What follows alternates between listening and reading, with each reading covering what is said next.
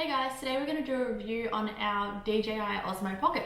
So we've been really impressed with this camera from the start. It's like really good quality and everything, like we don't have anything bad to say about it. So we're going to run through some good points and then some restrictions that we've found over the past year.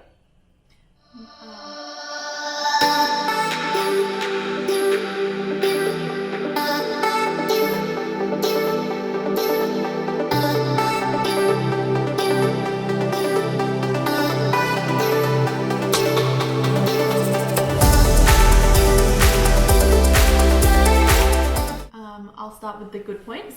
So we love the quality and the clarity that like it brings. Like it's so easy to edit just because it's already like really good quality when it gets put onto the computer, isn't it? Yeah, it picks up colour really well and shoots in low light and all different light situations. It's like really clean and crisp and it's not like dull, or so you don't have to like try and saturate any of it or anything. So that's the first point. It's like really easy to edit as well. And then it's really easy to use. Like some cameras have like 50 settings and you get confused and then you turn it on and you've lost the setting that you had. But we've literally changed the setting in this once. I think there's only like 4 or 5 settings. As in like 60, as in like 4K, 1080, right? Yeah. So, and like it can follow you or its motion. There's a couple of different things, but we've changed it once from the start and it stayed perfect the whole time. So that's really good as well. And then the gimbal and the sound and 4K. So they're a couple of like the qualities that it has. The gimbal is so good because like even if you're running or you're walking or driving or anything, it still holds the camera so still, which is really good.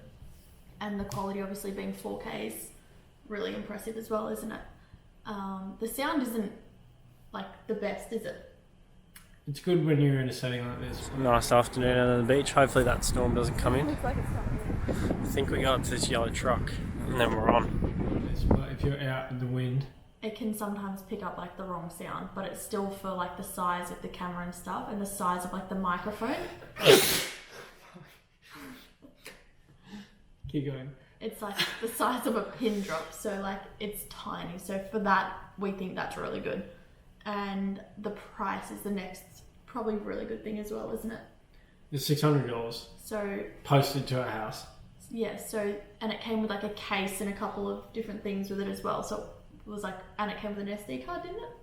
No, I bought them. Oh, okay. Yeah, so for that price, that's what we got, and it's been like so good. We've dropped it as well, accidentally, obviously, and like it didn't ever wreck I the left it camera. on the back of my car. It fell off my car going down the road, and it still works. Yeah, so it didn't like break the camera or anything. Like I think it took like a tiny little bit out of the back of the camera, but other than that, it's like so good for the value.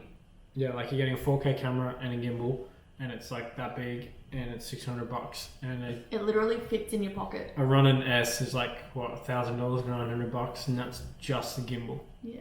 I mean, it's a lot, but like, yeah, it's pretty good. The restrictions. The first restriction is the sound clarity, like in wind or weather, or if you put your hand over it. But sometimes it does, sometimes it doesn't.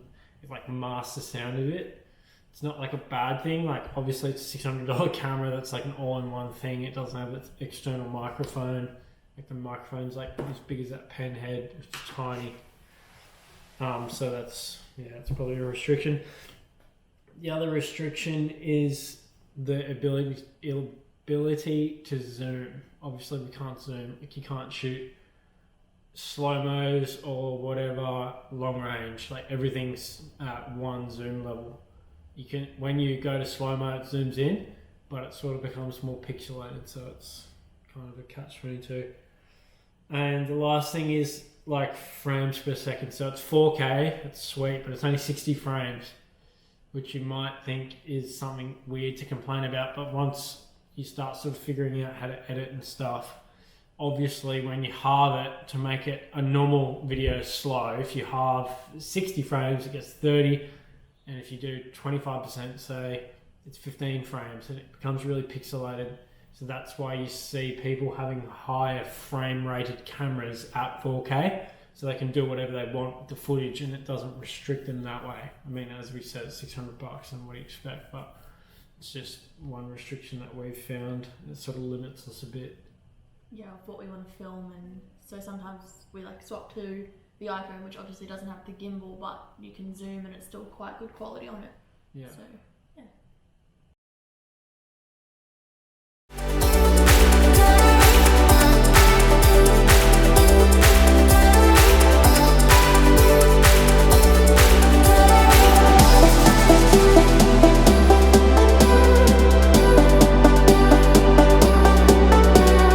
Thanks for watching, guys. This is another video done. Don't forget to like and subscribe to our channel.